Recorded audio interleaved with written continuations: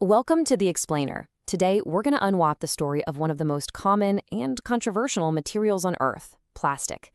I mean, it's everywhere, from our phones to our clothes, but this whole thing, it all started with a challenge to replace elephant tusks at a pool table. Yeah, really. Let's get into it. All right, so our story begins in a really unexpected place. We're not in some high-tech lab. We're at a billiard table with a challenge that accidentally changed the entire world. So get this, back in the 19th century, billiard balls were carved from pure ivory. We're talking elephant tusks.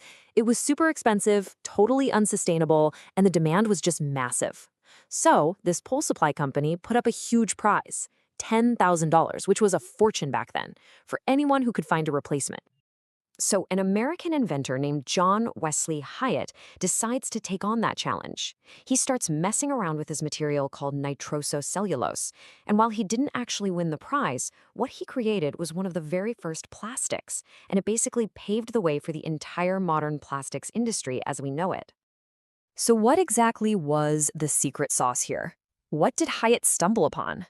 Well, it all boils down to chemistry and this really cool science of building giant molecules from tiny repeating pieces. Okay, to really get plastics, you gotta start with the monomer. Think of it like a single paperclip or, one little Lego brick. It's the basic repeating unit. The name even tells you it comes from the Greek mono, which just means one. Now, what happens when you take like hundreds or thousands or even millions of those paperclips and link them all together? Bam, you get a polymer. Poly, of course, means many. This long, repeating chain is the key. It's what gives plastics all their unique properties. So, how do chemists actually make this happen? How do they get these tiny monomers to link up and form these massive polymer chains? Well, it turns out there are two main blueprints for building them. Yep, these two methods, addition and condensation polymerization, they're the masterminds behind pretty much every plastic we use day to day. They both build these long chains, but they go about it in totally different ways. All right, first up is addition polymerization.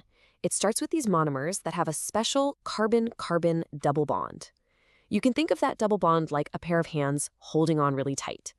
A chemical reaction comes along and breaks one of those handholds open, which lets the monomer grab onto the next one in line. This just keeps happening, monomer after monomer, adding on to form a long, simple chain. The cool part? No other molecules are produced. It's just a clean addition, kind of like linking train cars together one by one. Then you've got the second method, condensation polymerization. And this one's a little different. Here, the monomers have what we call reactive functional groups at each end. Just picture them as tiny plugs and sockets. So when a plug on one monomer connects with a socket on another, they join up, but they also release or condense a small molecule, which is usually just water. So for every single link you make in that chain, a tiny little water molecule gets kicked out. So these two chemical blueprints, they're the foundation for this huge, incredible family of materials.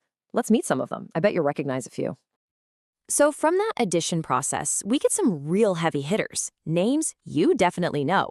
There's polyethylene, made from ethene monomers, which gives us all our plastic bags and bottles. You've got PVC from chloroethene, used for pipes and raincoats. And, of course, polystyrene, made from styrene, which becomes our disposable cups and all that packing foam. And what about that condensation process? Well, it gives us some totally different but just as important materials. This method makes things like durable polyesters like PET, which is used for both our clothes and plastic bottles. It also gives us the amazingly strong and versatile nylon, which you'll find in everything from ropes to parachutes. But here's where the story takes a turn, because the very things that make plastics so revolutionary, so incredibly useful, well, that's also the source of their biggest problem. It's a real double-edged sword. I mean, think about it. We designed plastics to be amazing. We wanted them to be strong, super lightweight, and ridiculously durable. We engineered them to resist corrosion and basically last forever. And we totally succeeded. And for a long time, that was a huge win.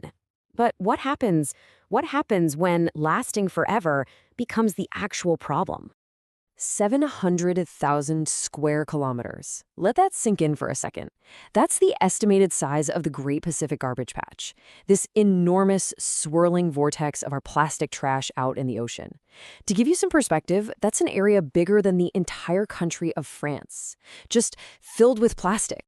See, that durability we engineered into plastics, it means they aren't biodegradable. They just don't break down like a leaf or an apple core. Instead, they just pile up in landfills and in our oceans. And over time, they break up into smaller and smaller bits called microplastics that get into everything, from our drinking water to the food we eat. It's kind of wild when you think about it. The whole story of plastics started with an invention to solve a problem, to save the species, really. And now, a century and a half later, the incredible success of that invention has left us searching for the next one, a solution for the plastic itself.